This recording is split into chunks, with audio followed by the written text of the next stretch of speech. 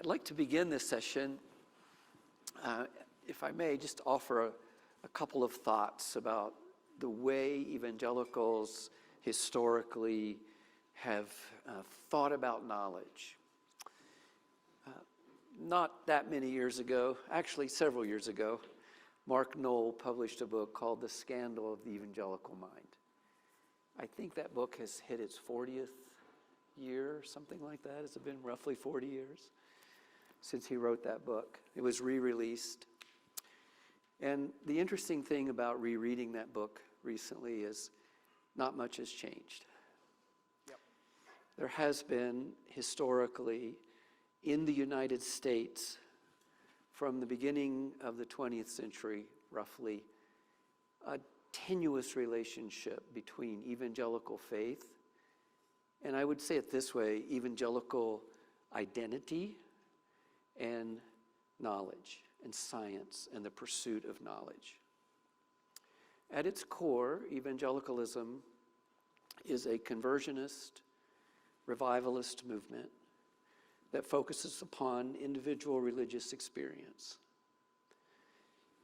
We are, in that religious experience, those who are converted, who have a born-again experience, we are oftentimes brought into communities of faith. Now, it is possible in evangelicalism to have a churchless Christianity because we are a revivalist, conversionist people. But most of us are then socialized into faith groups.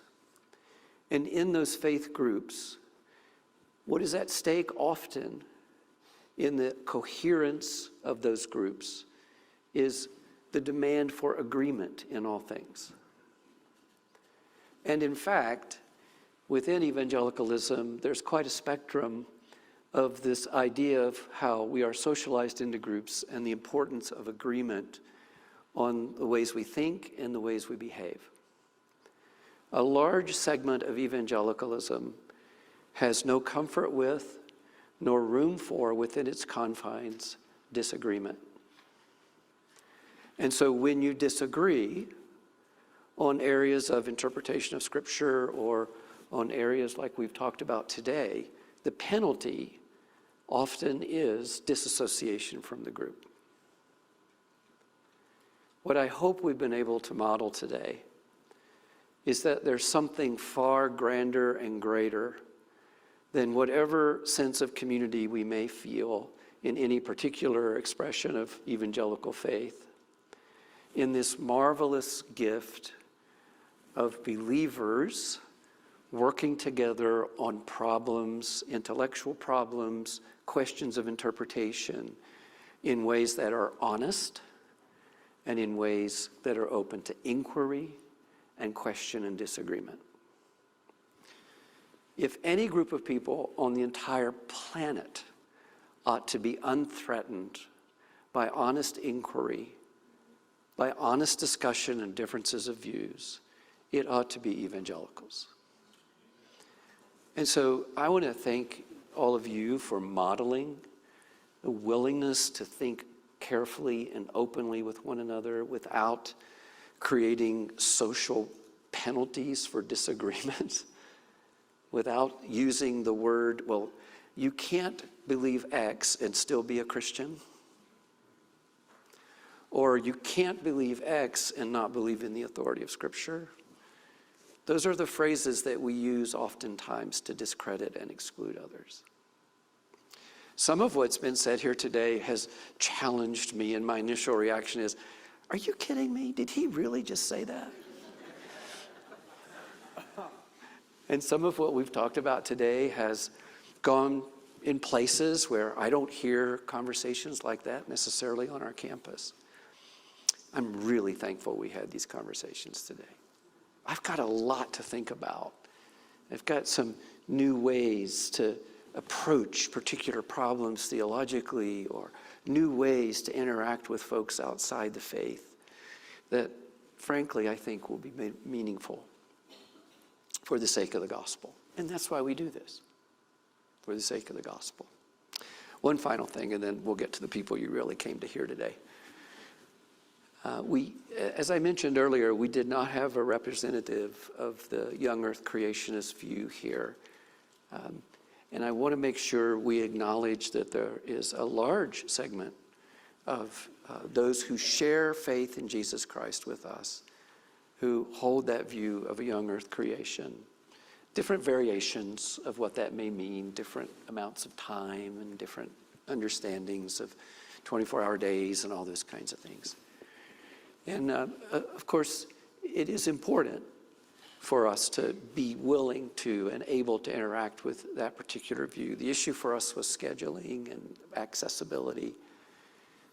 I know that there are groups that that promote this idea, that prosecute it, that explain it.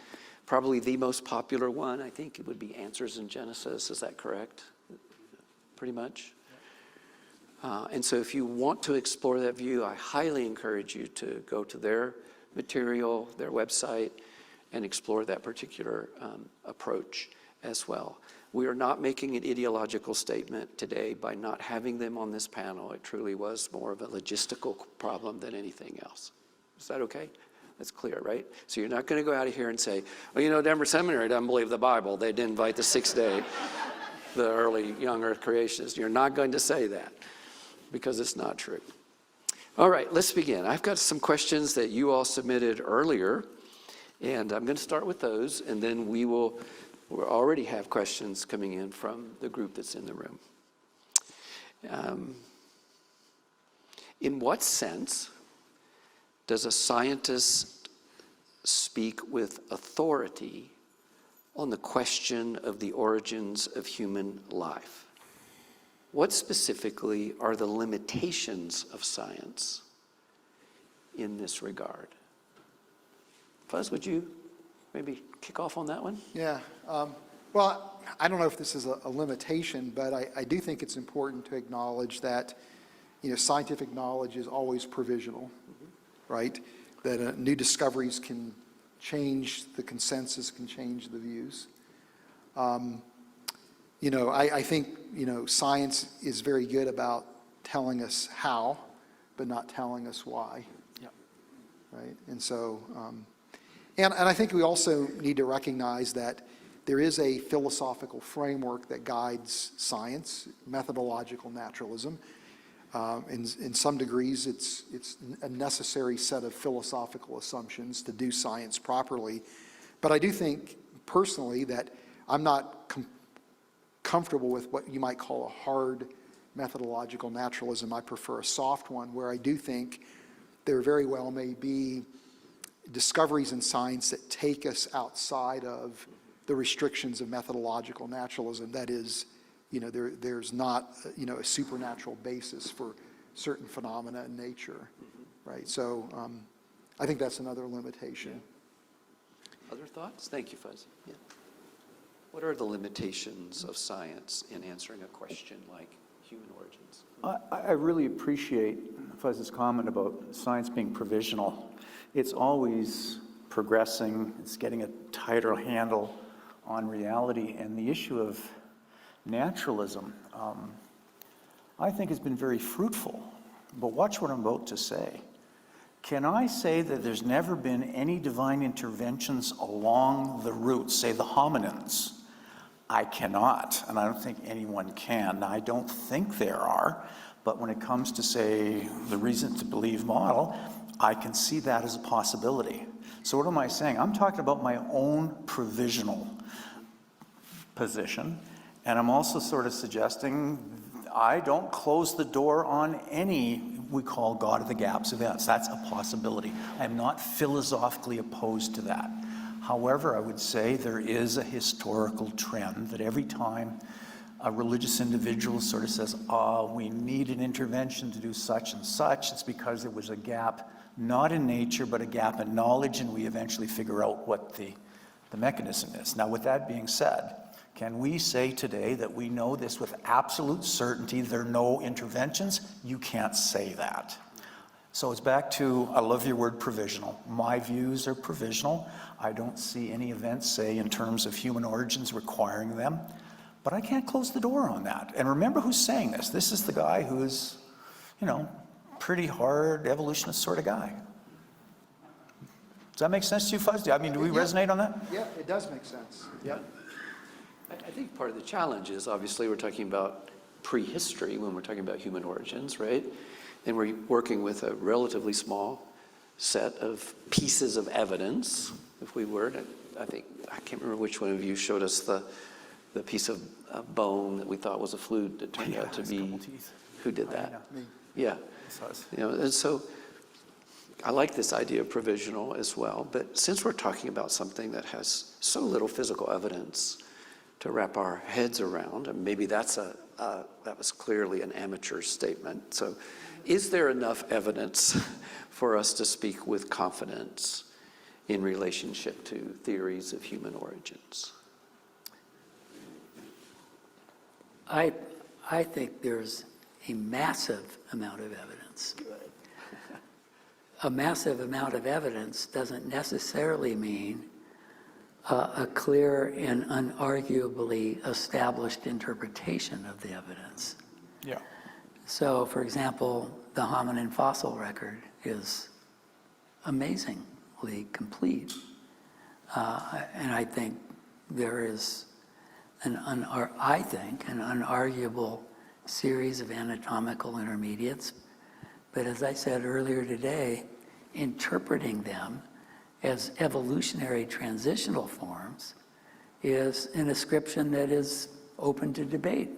And in fact, evolutionary biologists themselves, even those who are completely committed to methodological naturalism and common descent, they don't agree on which forms gave rise to which other forms.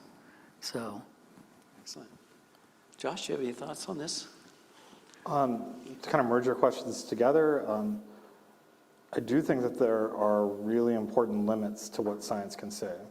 And I think that's a really important thing to address because there's actually been, I would say, even a fairly recent history of real strong, I would say, inappropriate overstatements of science and impinging on theologies that's been really uncomfortable for people in the church. A lot of my work is trying to be as really clear as possible what actually science is saying, how limited it really is, and it is saying something. I don't think that can be dismissed. There's a legitimacy that's there, even though it's often overstated, and it's just not saying, science, even when it's correct, is not the whole story. And Right. And I think it's a mistake to say that it's not concerned with the things of faith, because there is like an exchange. There's enough of an overlap in the Venn diagrams that there are things that are said scientifically that can be theologically potent, and there's things that are said theologically that can interact with. So there's supposed to be a conversation there. That's right. Between friends, but I think part of the reason why this has been so hard is there's that recent history. But it's kind of framed within this larger issue that we're in a society where science is one of the great authorities. It's probably second only to politics in terms of the great authorities of this world. And so we're sometimes a little bit threatened by that. And we think if a scientist says this and it isn't what we want, it feels impinged. And like I'm saying, that's something to worry about. I'd say where we should worry about it the most, I would say, is when we're letting the scientific narrative replace our theological narratives. And so this is a very important distinction I'm making. You can tell many narratives with the same set of data. Like our narratives are underdefined by the evidence. Right. So you can actually be completely agreeing on all of the evidential pieces, but then just have a different narrative story on top of it. And for sociological reasons, scientists adopt particular narratives. But it would be a mistake to see those narratives as the findings of science to which Christians need to make their theology comply, which has happened so often. That's maybe even the guiding principle of certain people. And the reality is the Christian faith is giving a different narrative. And it's a narrative that does interact with scientific evidence. I wouldn't say it's about something different, but it's also not, given what we know now, it's kind of vindicated by scientific evidence too. It's not threatened by it. Yeah. Good. Can I make one little comment? You can make a big comment. I think that's so important. For many years, the scientific narrative has gone beyond a description of the causal processes that organize the world to making judgments. In this case, we talk about scientific atheism, but I think we've been living under scientific nihilism. The famous quote by Richard Dawkins, "The world has precisely those properties we would expect if there is no purpose, no good, no evil, nothing but blind, pitiless indifference." Notice that he doesn't even mention God. It's no good, no evil, no purpose. Now, just two quick comments. Science can't make that kind of a judgment. There's no way science can make that judgment. But I would be wary about anchoring our belief on a scientific affirmation of the other. Science cannot affirm the existence of a divine transcendent purpose either. It can affirm the structure of a world that is concordant with that. But our belief that our lives have meaning and that the universe itself was created by a good God for good purposes, that's a theological narrative. Yeah. And I really appreciated Josh's distinction on that. Yes. One of the concepts that has been used broadly is intelligent design. I don't think any of us talk specifically about intelligent design. So I want to make sure we hear something about that concept, that approach. What is intelligent design? What is it purporting? And then perhaps what are its strengths and weaknesses? Well, how about if we take a stab at that? Because I was loosely associated with this group called the Intelligent Design Movement in the last phases of my anti-evolutionism, where I met them in Cambridge at the C.S. Lewis Summer Institute. You know, Steve Meyer, Mike Behe, Phil Johnson, Paul Nelson, Bill Dembski, and I resonated very deeply with them. I have a very strong natural theology, as I pointed out. The heavens declare the glory of God. And I am edgy in terms of the without excuse clause from Romans 1. If there is a life after death, which I believe, and if someone's there and says to God there was no evidence, you might be getting a slideshow of the many times the heavens declared the glory of God and hit you hard. So there's a responsibility there. So anyway, I resonate deeply with these guys.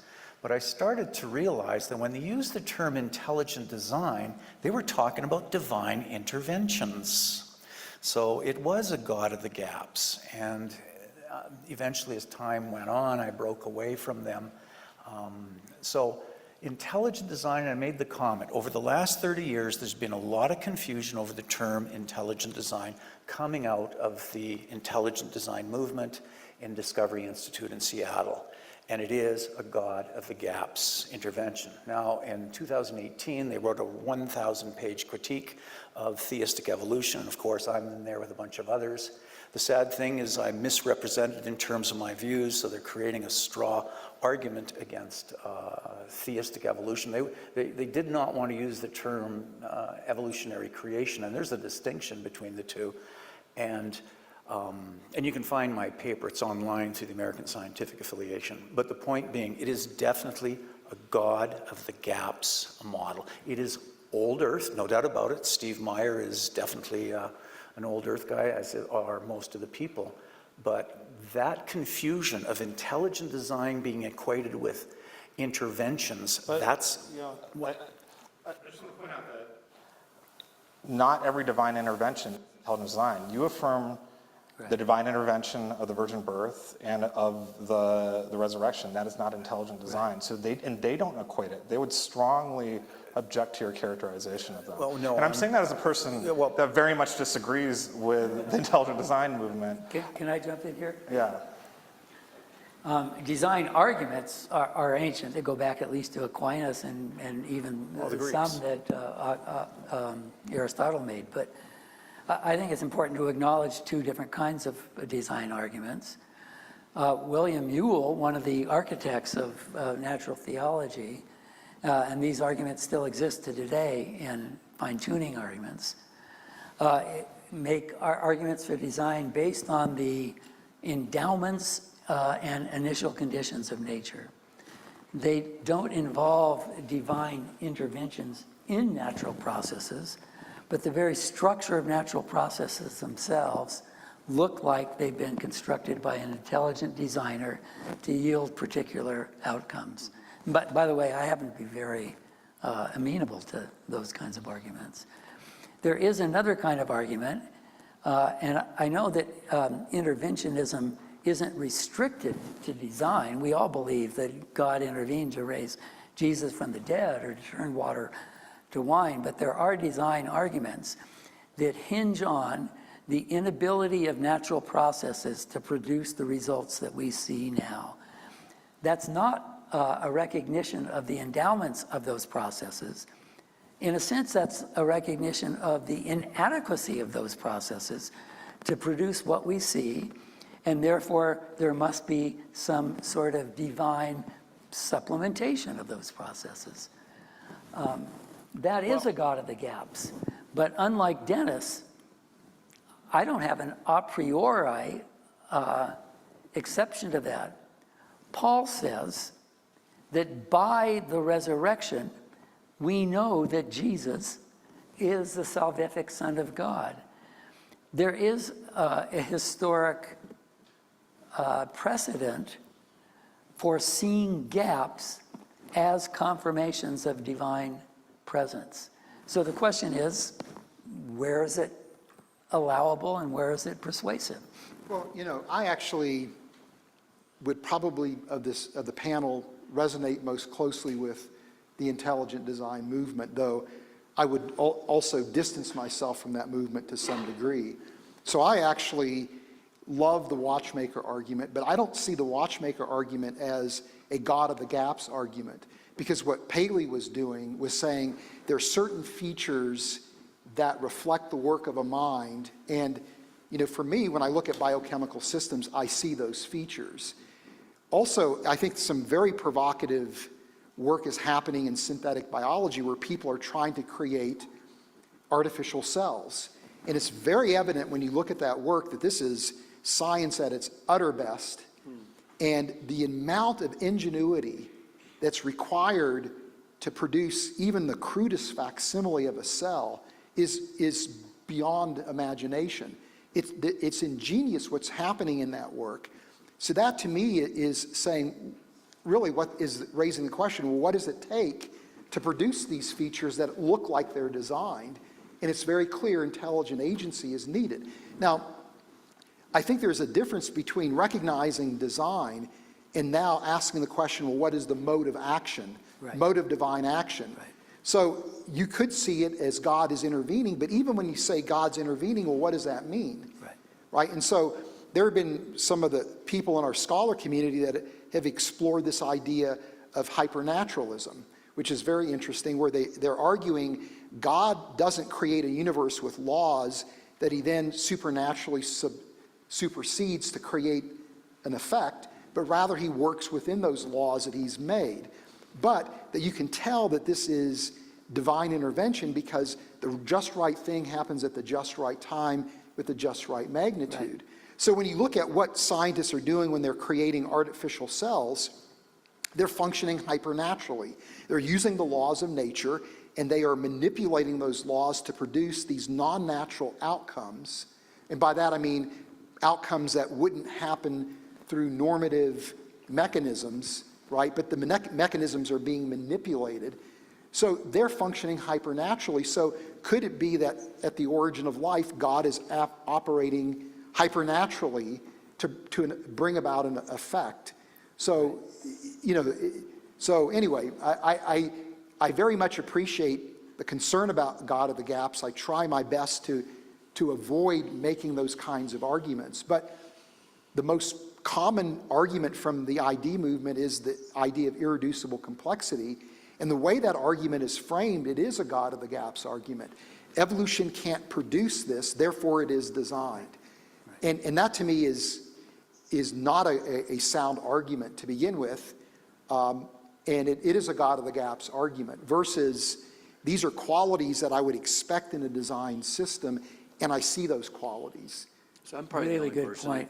I'm probably the only person in the room who doesn't know what God in the gaps means. Just Wait a the minute. Dietrich The ones who Bonhoeffer. giggled, did you not know what that was? There's discussion about where it came from, but Dietrich Bonhoeffer in Letters and Papers for Prison says that we shouldn't argue our confidence that God exists or who he is in what we can't explain. Right. Because the more we explain, the smaller God gets. I just want to thank Fuzz for his comment, but I do think it's important to mention that in addition to the claims for design that the ID movement is making, they do make another important kind of claim. We can have different perspectives on the design claim, but in this book that Dennis mentioned, numerous times it is very explicitly stated that a commitment to theistic evolution is... Am I supposed to fill in the blanks?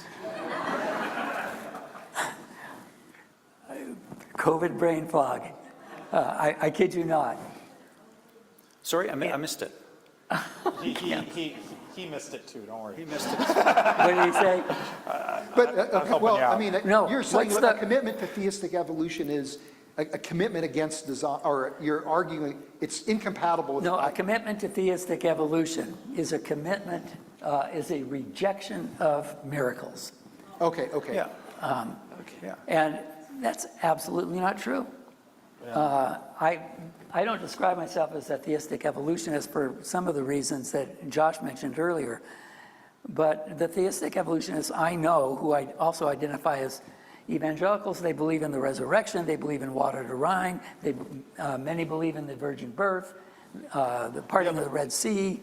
Well, you know, they do believe those things, but they've also been very biased against the de novo Adam and Eve, too. So they've also been very biased presuppositional against the de novo Adam and Eve, too. Yes. So there is an anti-miracle component that doesn't include the resurrection. I mean, there's exceptions in Jesus that they have, but there is a bias, a strong bias against miracles among evolutionary creationists. We don't have to say theistic evolutionists. We can say that. But there's a bigger point. So you talked about ID. There's actually there's a lot of strong feelings here. I want to kind of name why people care about this so much in the church. Yeah. They care about it because in our scientific context, there's something very attractive about the idea of there being scientific evidence for God. And that is very attractive because science is one of those great authorities. What ID is offering is that. We can have debates about how good those arguments are not, but I think there's a worshipful statement that I think we need to have in response to that first, is to recognize that the way how God makes himself known to us, and that he's good and that he wants to be known, is by raising this man Jesus from the dead. Yeah. I've seen many arguments for God. Some of them I like. The cosmological argument is the scientific argument, or at least a science-engaged philosophy argument. That's pretty good from William Lane Craig. You can call it a design argument if you want to. It's not the ID movement because he doesn't call it science, he calls it philosophy. It's a good argument. It is not as strong as what God did to reveal himself through Jesus. I've seen these arguments for God. They are weak proofs in light of Jesus. And that's what Pascal says, and I think that's a worshipful statement of how God chooses to reveal himself. Amen. I'll tell you what, I'll try to come up with a question that you guys have something to say about, right? Amen, Josh. Thank you all very much for that. And I do want to make the observation, you mentioned the water to wine miracle a couple of times. Really thankful that didn't go the other direction, right? That just wouldn't have worked at all.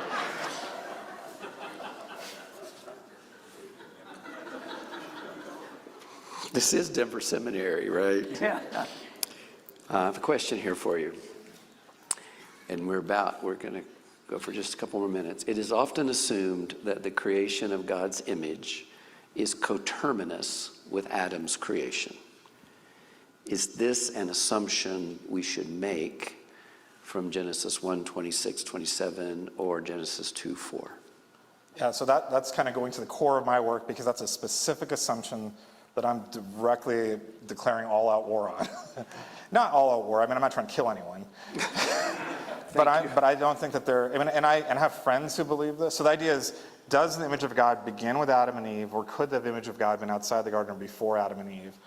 And I, in like the last 10 years, I'm probably among the most prominent people, though John Walton has definitely argued it too, saying that actually Scripture doesn't actually connect Adam and Eve to the image of God in that way. And that isn't actually what it teaches. So that might be an assumption that was there at times, but what's the warrant for it? What is the justification for that? Now, there's a group of people that are very smart, like William Lane Craig, Fuzz Rana, Kenneth Kemp.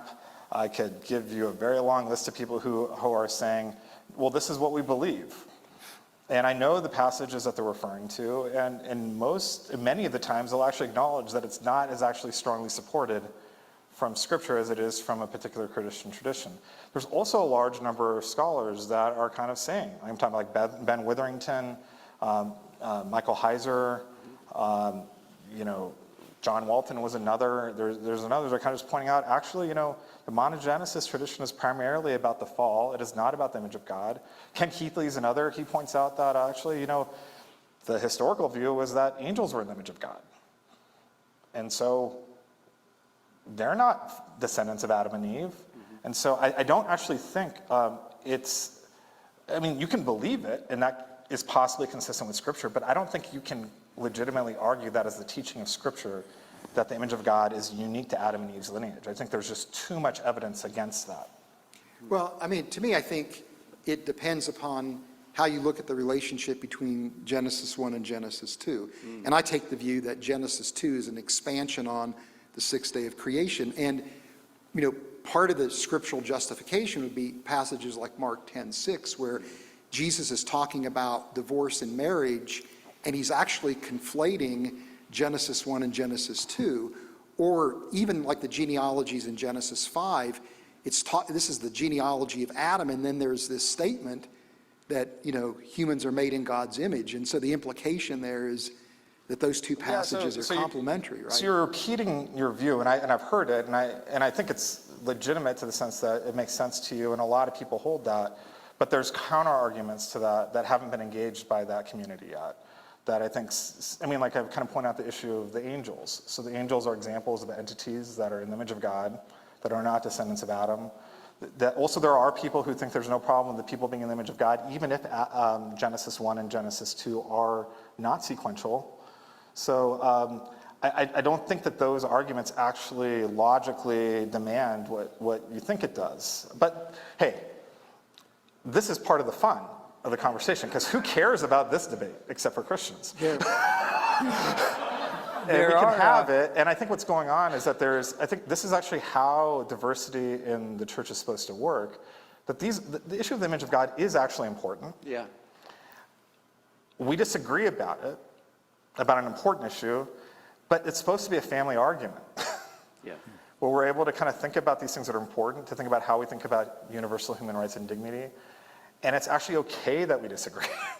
There are family members in the larger family who aren't amongst the evangelical family. I'm thinking now of Catholics who approach this issue beyond Genesis 1 and 2, for whom ensoulment is a crucial issue of the portal into humanity.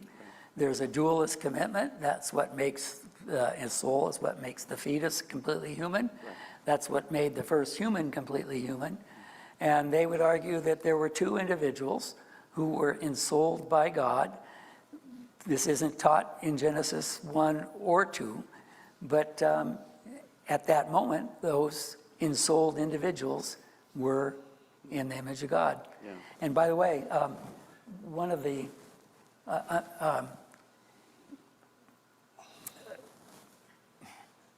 Kenneth in Darwin's God, Miller,